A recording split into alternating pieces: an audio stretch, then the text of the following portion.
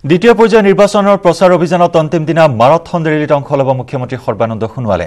বৰাকত 4খনকৈ নিৰ্বাচনী সভাত অংশগ্ৰহণ কৰিব সোণোৱালে। ৰাতাবাৰীত অংশগ্ৰহণ কৰিব প্ৰথমখন জনসভাত। ইয়াৰ পিছতে কাটিগড়া, সোণাই আৰু ধলাইতো নিৰ্বাচনী প্ৰচাৰ চলাব মুখ্যমন্ত্ৰীয়ে। বিজেপি প্ৰাৰ্থীৰ জয় নিশ্চিত কৰিবলৈ মাৰাথন প্ৰচাৰত অংশগ্ৰহণ মুখ্যমন্ত্ৰী সোণোৱালৰ।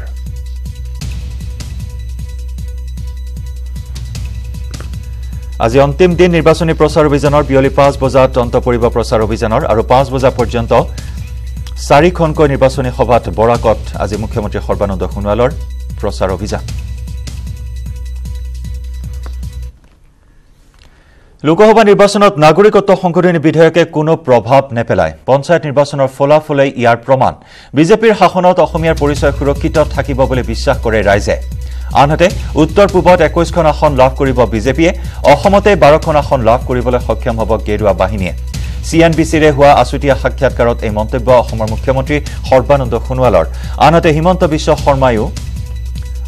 হিমন্ত বিশ্ব শৰ্মাই হওক বা অন্য কোনোৱেই হওক বিজেপিত কোনো আভ্যন্তৰীণ সংঘাত নাই বুলি মন্তব্য কৰে মুখ্যমন্ত্ৰীগৰাকীয়ে। Protests on the Citizenship Amendment Bill in Assam were particularly from Upper Assam, the region that you belong to. How are you defending that bill to the people? In the last Panchayat election, that is one of the biggest elections in our democracy. So in that election also, Congress and leftists try to use this particular card and to defeat us. But the people's mandate have come into our favor. So that's proof that people of Assam is no way shaky. Will Northeast be left out of the Citizenship Amendment Bill? Will you be describing them as tribes? Or what is the route that you will be taking? Now look, in Assam, let me tell you about Assam. The clause 6 of Assam Accords. Right. Now Modi ji has taken this particular point on the top of the priority agenda. In the Union Cabinet, they have taken a decision and ultimately constituted a high-level committee. This particular committee has been entrusted with a clear terms of reference to ensure that constitutional safeguard can be made possible for the indigenous people of Assam. Now we are going to bring out that number. What is the total number of illegal migrant present in the state of Assam? NRC will determine it. अगर state BJP की बात करें, there are tremors being felt of internal fault lines within the BJP. People say there are 2 camps, Himant Biswa camp and Sarbananda Sonowal camp. How do you react to that? ऐसा कुछ नहीं है, हम साथ है और हमारे बस एक ही मकसद है, एक साथ मिलके काम करना। आज हिमंत हो, मैं हूँ, we are all committed for the people of the state and the people of the country, for the party. So that is why we are all working together. We will always work together. देखिए माननीय अध्यक्ष जी ने जो लक्ष्य किया है 21 out of 25 is going to happen. Assam में क्या टारगेट है? असम में ऐसे ही टारगेट है और 14 definitely we are targeting minimum 12 and target is 14 but minimum 12.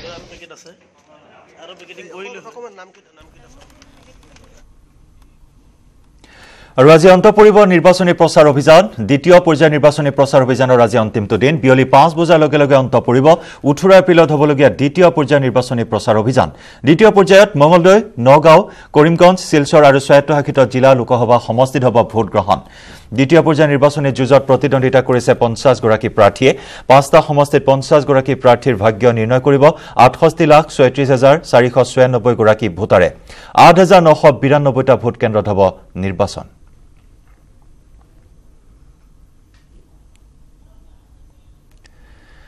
বৰাকত নিৰ্বাচনী প্ৰেক্ষাপট কেনেকুৱা এইখিনি মুহূৰ্তত নিৰ্বাচনী প্ৰচাৰ অভিযানৰ সকলো খবৰ এইখিনি মুহূৰ্তত আমাক জনাব আমাৰ সাংবাদিক অনিৰুদ্ধ লস্কৰে।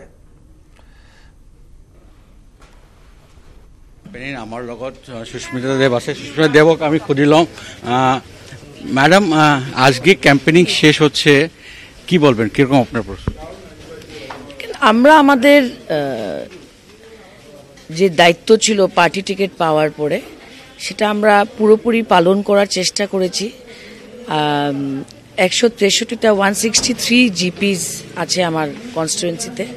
আমি যতটুকু পেরেছি জনসাধারণের কাছে পৌঁছাবার চেষ্টা করেছি, বাকিটা জনসাধারণ সিদ্ধান্ত নিবে। কালকে সিএম স্যারও বললেন একটা কথা যে কংগ্রেস আইএফডিএফ হাত মিলিয়ে they are against the people of this valley. শুনেন, আসামের মুখ্যমন্ত্রীকে বলবো যে ভোটের খেলায় সাম্প্রদায়িক কথাবার্তা কারা বলে, যাদের মানুষের উপরে আস্থা নেই। তাই বলে উনি বিজেপি প্রত্যেক ইলেকশনে ভোটের আগে ওরা ধর্ম নিয়ে কথাবার্তা বলে, এইগুলা একবার চলে, বারবার এটা চলে না। জনসাধারণ বুঝছে যে বিগত 5 বছরে দেশের অবস্থা কি হয়েছে, বেরোজগারি হোক, অর্থনৈতিক ব্যবস্থা ভেঙে পড়েছে, এবং যা প্রতিশ্রুতি বিজেপি দিয়েছিল আসামে বা সমস্ত দেশে সেটা কতটুকু পালন করতে পেরেছে সেটার বিচার মানুষ করবে। তাই বলে এদিক সেদিকের কথা বলে এগুলো ডাইভার্জন করার চেষ্টা করছেন মুখ্যমন্ত্রী। কিন্তু হিন্দিতে একটা কথা আছে, কাঠ কি হান্ডি বারবার নেই চাটতি, কাঠের বাসন দিয়ে দুবার রান্না করা যায় না। একটা লাস্ট প্রশ্ন, ওনাকে জিজ্ঞেস করেছিলাম যে প্রিয়াঙ্কা গান্ধী আসার পরে একটা আমরা সুইং নিজে দেখেছি, উনি বললেন এটা একটা নাটক। দেখেন, প্রাইম মিনিস্টার শিলচরে 2 বার এসছে, এটা হলো সবচেয়ে বড় নাটক। প্রথম এসে বরাকের মানুষের পক্ষে বললেন, তারপরে এসে কি বলে গেলেন, এটা বিজেপির ক্ষতি হয়েছে না লাভ, মুখ্যমন্ত্রীকে বলবো যে সেটার উনি মূল্যায়ন করুক। ধন্যবাদ। তো আপোনালোকে শুনিছে সুস্মিতাই কি ক'লে, যে কালি CM যে কথা কৈছিলে আৰু আজি সুস্মিতাই কি কৈছে।